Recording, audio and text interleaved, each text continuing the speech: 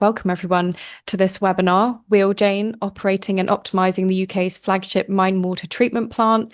This webinar has been organised by our land condition community, and once we get going, I'll put a link about that community into the chat in case anyone is interested in finding out more. We are really delighted today to be joined by our speaker, Simon Scantlebury. Simon is a general manager at John F Hunt Regeneration and has worked in the environmental sector for over 25 years. His background includes contaminated land assessment, remediation, environmental monitoring, and analysis. As usual, at the end of Simon's presentation, there will be some time for Q&A, and you can submit your questions at any point during the presentation using the Q&A function, and I will then read these out on your behalf later on. A massive thank you to you, Simon, and to your colleagues. I'll hand over to you to get on with the presentation. Thank you. Thanks, Stephanie.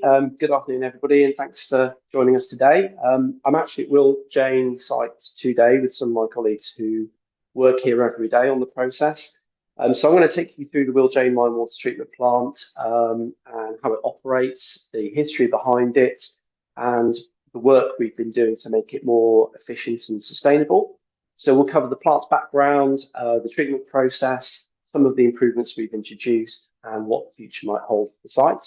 We'll also take you through a short video of the tour of the site, so you can see it in action. So I'll move on to a couple of photos of the site itself. This is the mine water treatment plant, and this is the wider area. So you can see it's sat in the beautiful Cornish countryside. And if you look to the top left, you might just be able to see the English Channel. So that gives you a feeling for the environment that we work really hard to protect here. A little bit of an introduction on the site itself. So we're 4 miles from Truro in the River Fowl catchment, and it's a high density sludge process using hydrated lime to treat acidic mine water before it reaches the Fowl estuary. And basically, without this plant, it would be the Fowl estuary would be heavily impacted by acid mine water drainage. The chemistry is relatively straightforward. Pyrite reacts with oxygen and water. Then the activity of naturally occurring bacteria produces ferric iron, hydrogen ions, and sulfate ions, which combines to create acid mine water, basically low pH.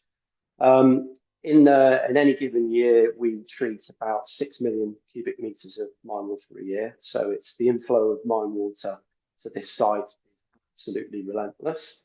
And the treatment plant is funded by the WAM, Water and Abandoned Metal Mines Programme, which is funded and managed by the Mine Remediation Authority. So this is a map of all of the sort of rivers that are impacted by metal mines in Cornwall and Devon. And if you look to the sort of left-hand side, you can see there's a large area that's kind of heavily impacted by historic mine workings. So it's a very complex mine system around this area. We were employed in 2020 by then the Coal Authority. It's a 24/7, 365 operation. We maintain, monitor, and improve the plant to make sure it's resilient.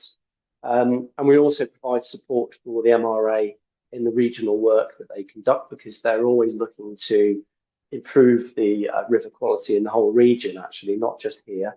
So there's the potential for other treatment plants to be built in the area. The relationship with the MRA is very collaborative, and that's been very, very key to improving the site and making sure it remains resilient long term. So I'm going to talk about some of the history of the site, because I think it's quite important to understand why this site is here and how we are where we are. So that's a picture of Wheal Jane in its heyday.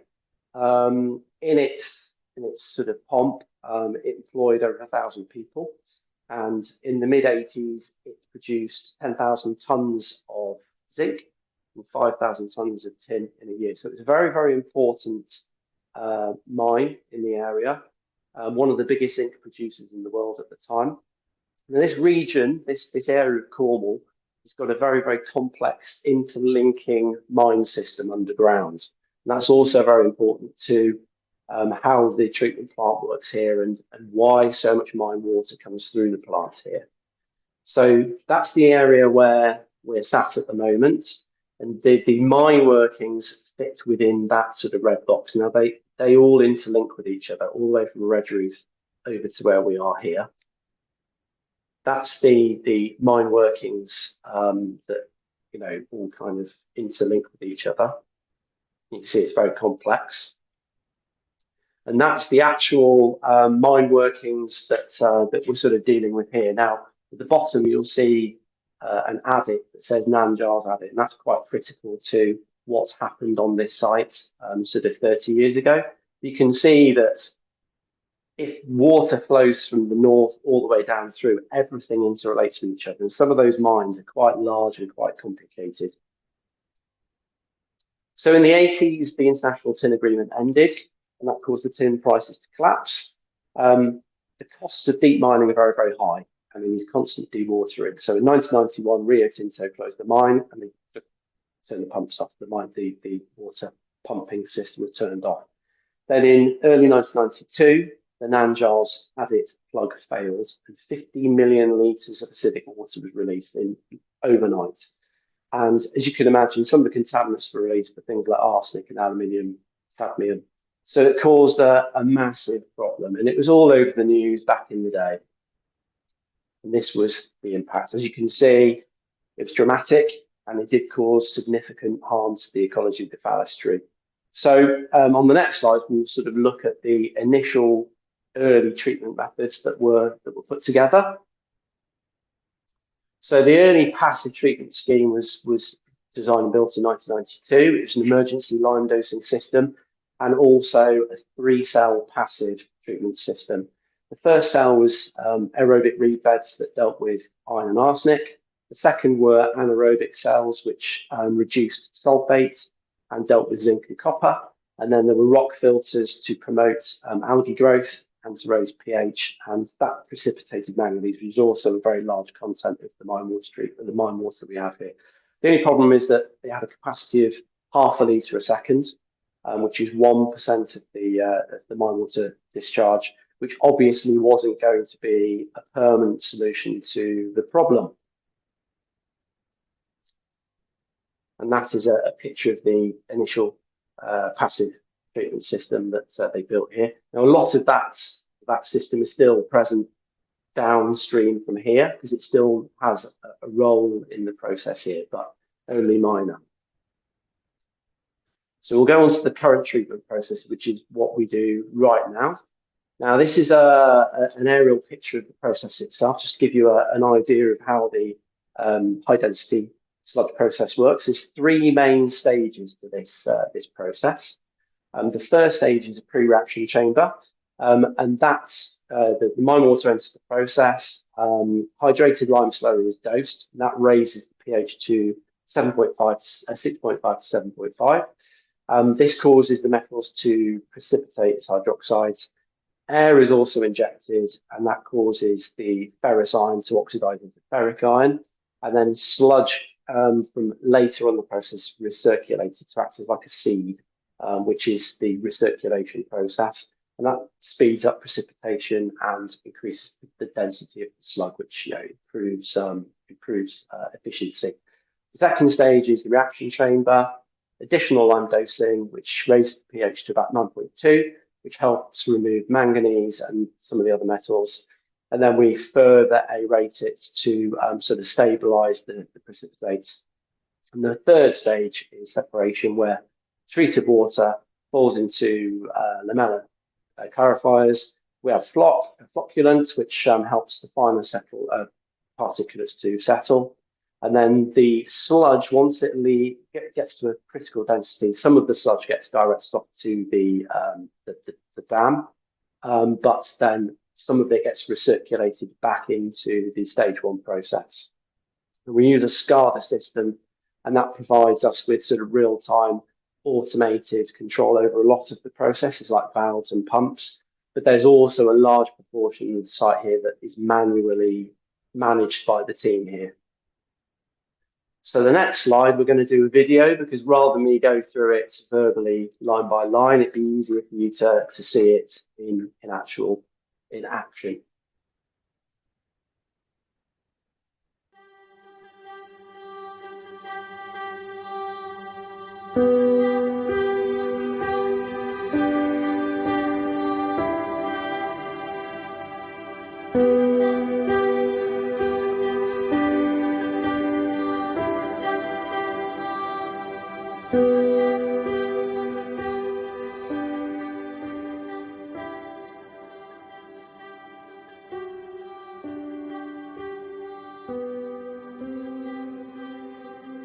This is the mine shaft area where we have 10 borehole pumps that hang into the mine shaft, each one capable of pumping about 50 litres of water a second. And what we do here is maintain a water level to stop pollution if the river fell.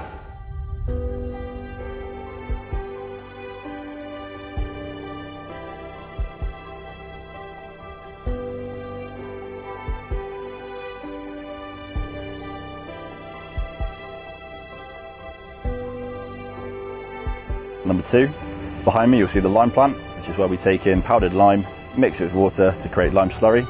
That is to add to the water to treat and raise the pH.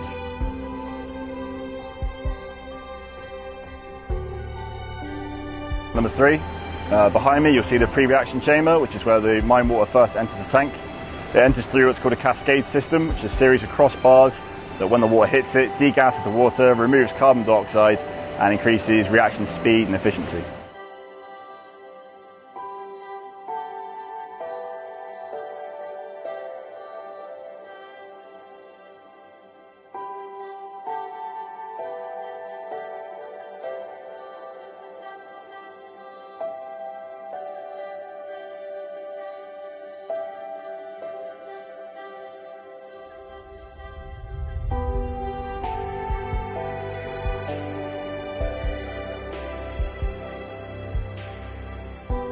Number 4, this is the reaction chamber. So behind me the neat mine water enters and is then mixed with a lime slurry, a large mixing unit and aerated with a blowing compressor.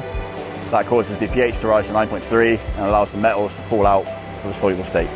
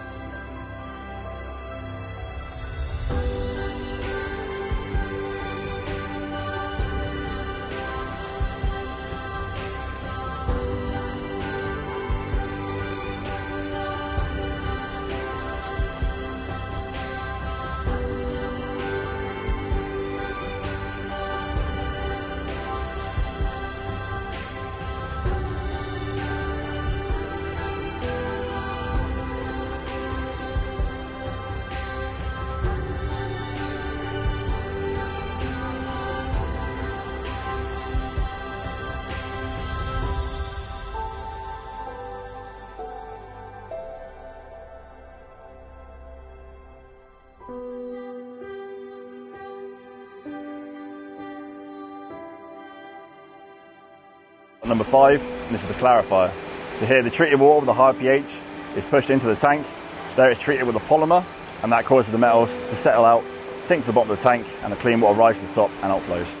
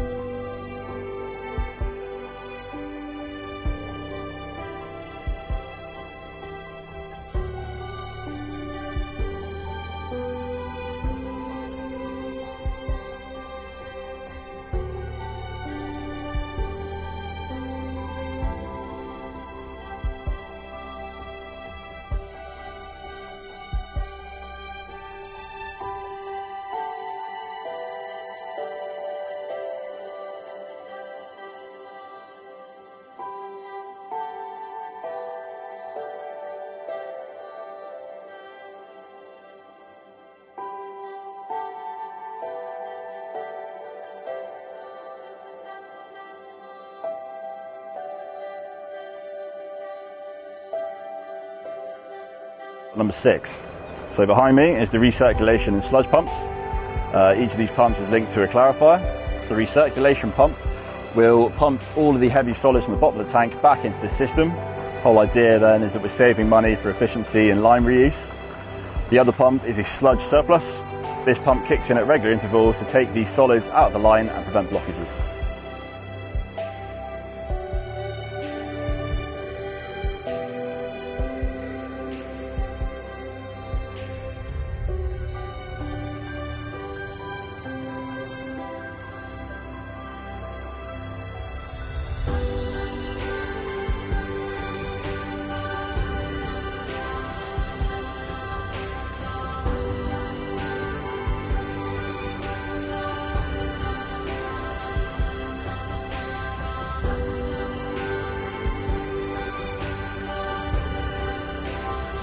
Number 7, so this is the divert to dam system, which is our failsafe.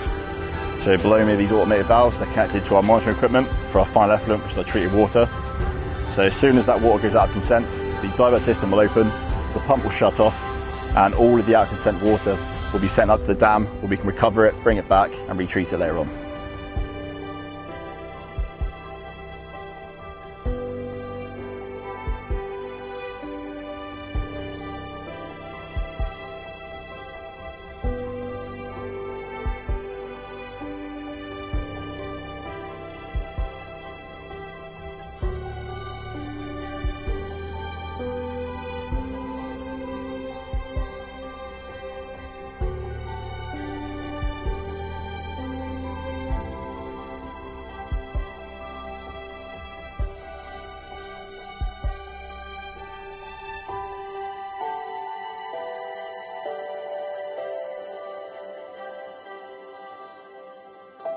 Number 8. So behind me is the final effluent chamber. This is where the treated water is collected and from here flows down to Bizzo River and leaves our plant.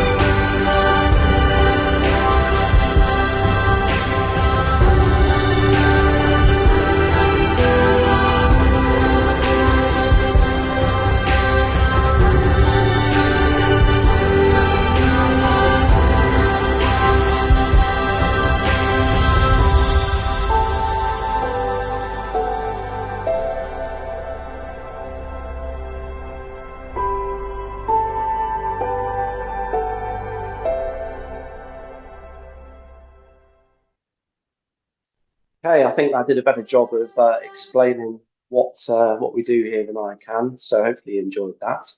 I'm going to show you some data of what we remove in any given year. You can see from that the removal efficiency is pretty good, 99% down to 93%. And every year we remove 41 tonnes of aluminium from mine water, so it's pretty vast. And you can imagine the impact that would have if that did get into the local rivers here. So I'm going to move on to some of the improvements that we've made since we've taken over the site a few years ago. We've highlighted two main impacts that we think we can sort of positively improve here. One of them is lime optimization. Now we use 2,000 tonnes of hydrated lime every year, and that is unfortunately taken from the Peak District all the way down here. Now 2,000 tonnes, that equates to 1,400 tonnes of carbon dioxide in transport emissions alone. And of course, all that lime, that's sort of unused lime, and lime that's tied up with metals, ends up in the tailings dam. So you've got a storage capacity, finite capacity there. And the other big consumer on this site is obviously energy. So the borehole shafts that we've got here and the reaction chamber mixers are either switched on or off. So that kind of limits our ability to match capacity with demand. You'd think, I think people that don't know the site would think that we can turn pumps up and down, but that's not how it works. We've got a bunch of pumps and sort of gearboxes and drives here that are either on or off. So if we can control that better, that would be great. So we've used data science to try to optimize our lime consumption here. Now, we aren't experts in data science, but it was obvious that it could be used as a tool to improve that aspect. The lime dosing model that we've got has used 5 years worth of historical plant data. I'm using some key metrics, incoming mine water flow, pH, water chemistry, and that data feeds into a complex model that predicts the optimal dosage for any given conditions, basically. And that prediction is created by what we call an augmented AI model. So I won't go through every section of this, but it is complex. Everything within that red dotted box there is what happens on site, and that's all the production of all the data.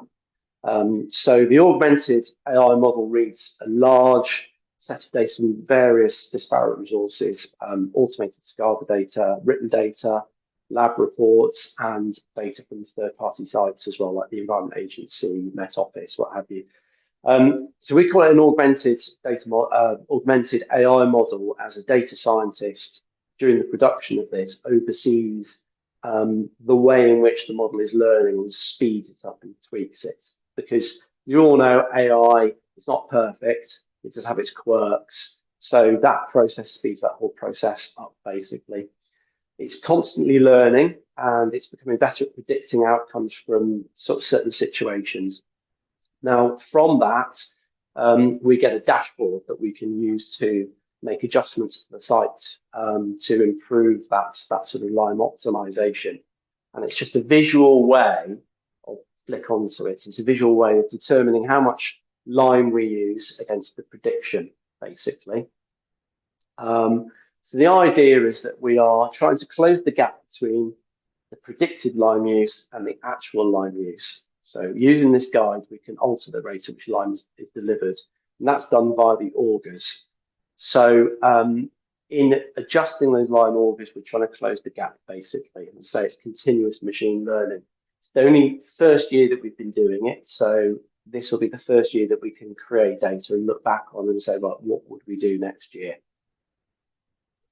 This is the data from the auger trials that we've been running, and as you can see, we are closing the gap by adjusting that auger speed. You can see 8 minutes runtime is what happens in the winter. 6 minutes is our standard summer running, and we're trying to get down to below 5 minutes. So the projection is that we can get it down to 2.5 tons a day from a normal sort of 4.5 tons a day, but it's early days and we don't know for sure yet. This is our first year of running this process, basically. And the second thing that the team here are working very hard on is energy optimization. So we're running a VSD trial, a variable speed drive trial. That was done last month on the reaction chamber mixers, which is a large consumer of energy.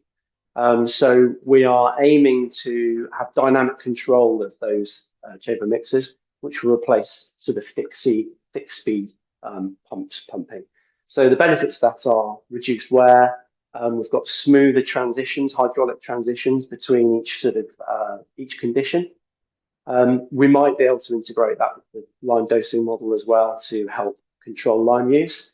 And the maths suggests that we are going to achieve at least a 30% energy saving.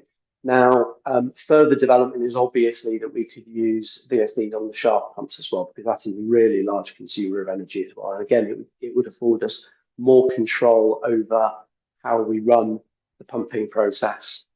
So the question would be, is it better to run 3 pumps on, say, 60% rather than 2 pumps on 90%? Who knows? We don't really know yet, but it's an interesting process to go through, and the process of running the trials on the chamber mixers has been really positive.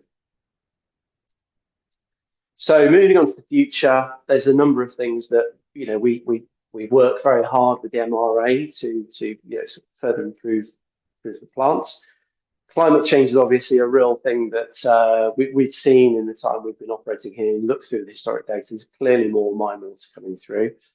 So the volume is increasing, but it's becoming more dilute. So we have to consider the impact on the plant and how we optimize the plant to deal with that larger volume of water, because it is getting wetter, there's no doubt about that. But then we've also got a climate issue in that there's not enough surface water storage in the region and across the country. So perhaps we could pump the treated water to Stivians with further sort of polishing to make sure it's super clean.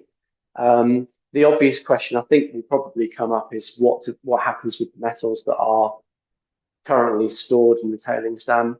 Now, people have discussed, can it be extracted? But you've got a lot of lime there, and the really concentrate metals are at the bottom of that tailings dam, and it gets more and more dilute as you go up. So it has to be financially viable, but there is a lot of metal in the tailings dam.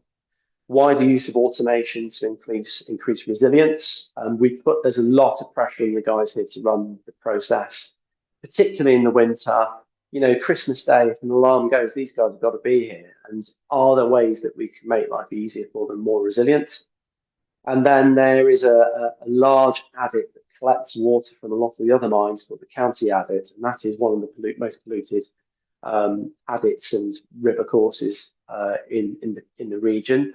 So there is a question as to whether that could be treated and how best to achieve that. Arguably, the water flow that goes through in the winter is considerably larger than here, and it is heavily laden with metals as well. So hopefully I've covered all the aspects of this site sufficiently for you here. So I've actually got some guys on site with me today that know the process really, really well. I've got Patrick, Chris, and I've got Richard.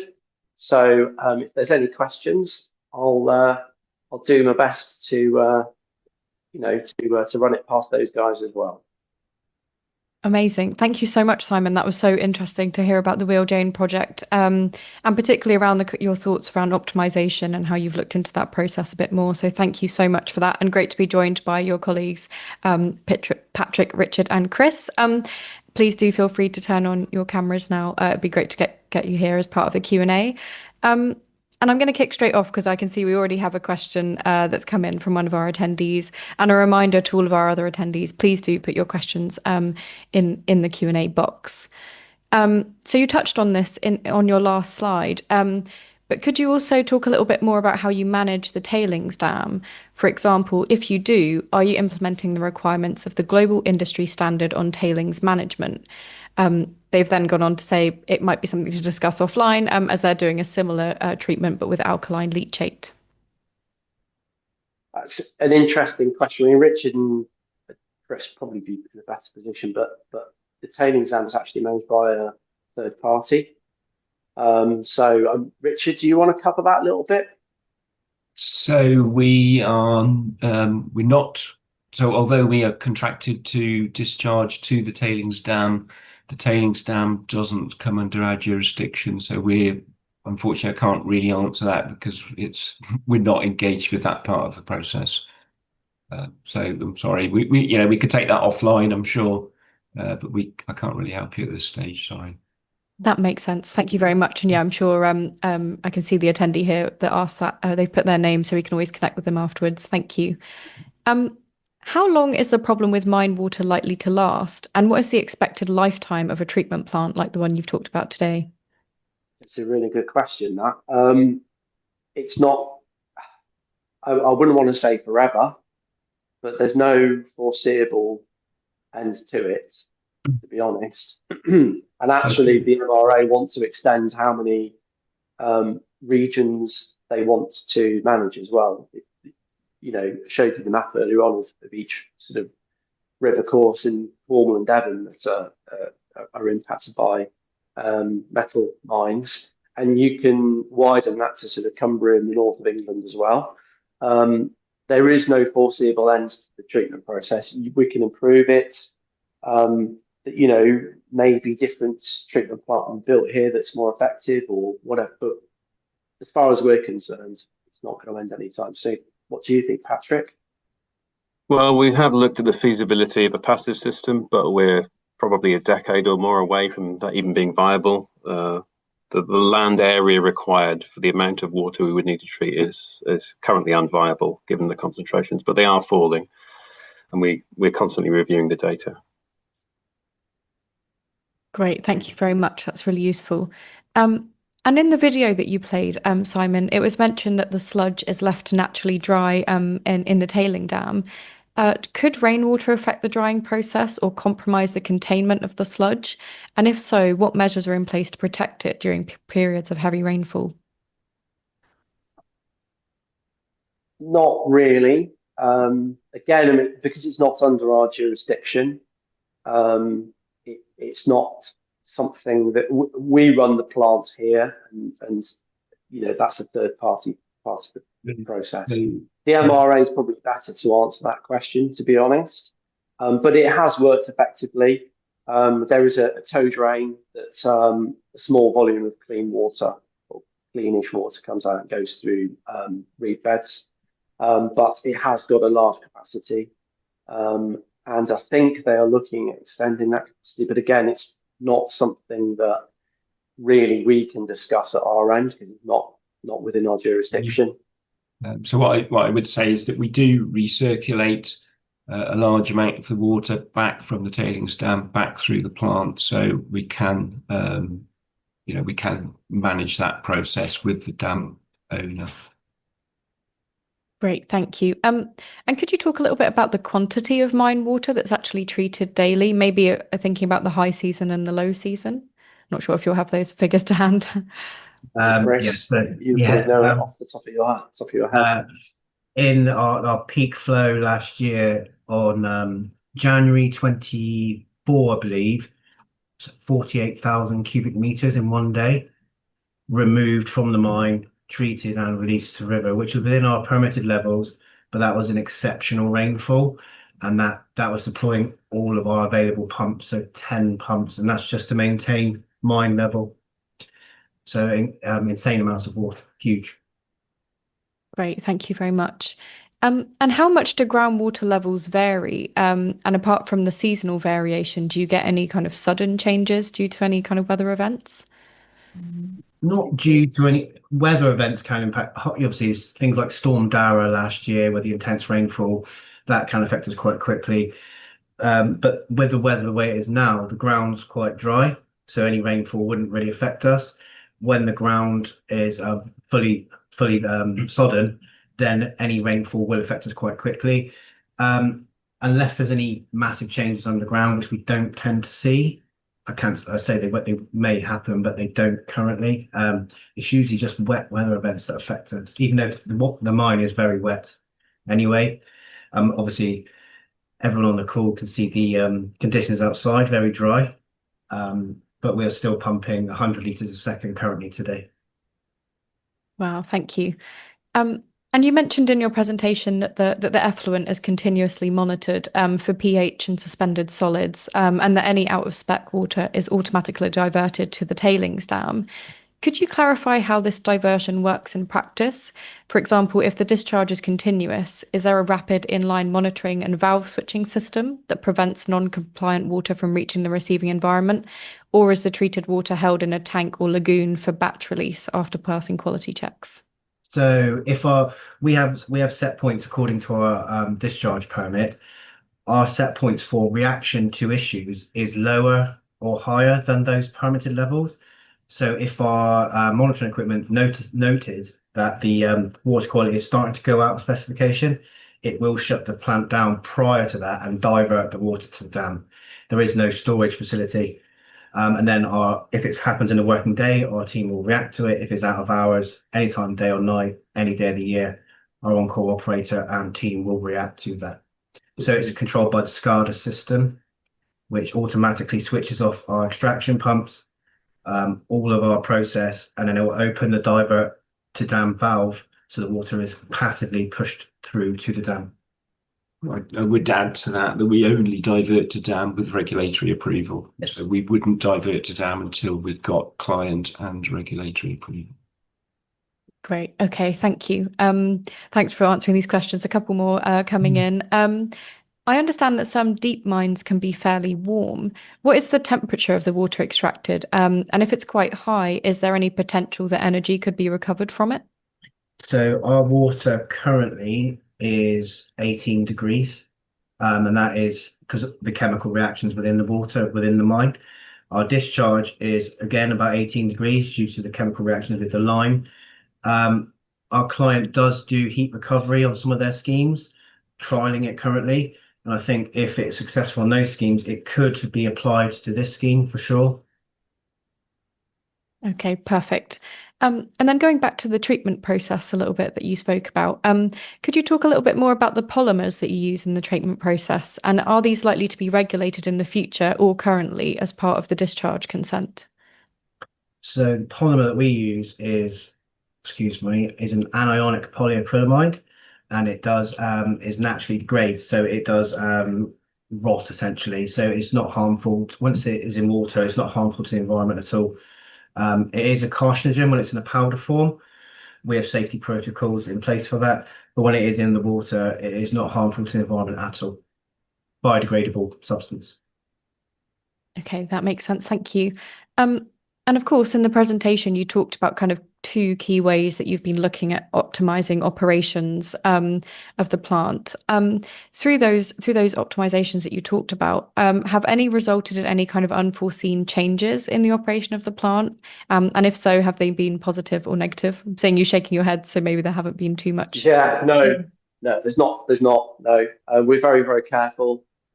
Before we do anything like this, any trials, we have to get full approval from the RRA, and of course we have to take a complete precautionary approach.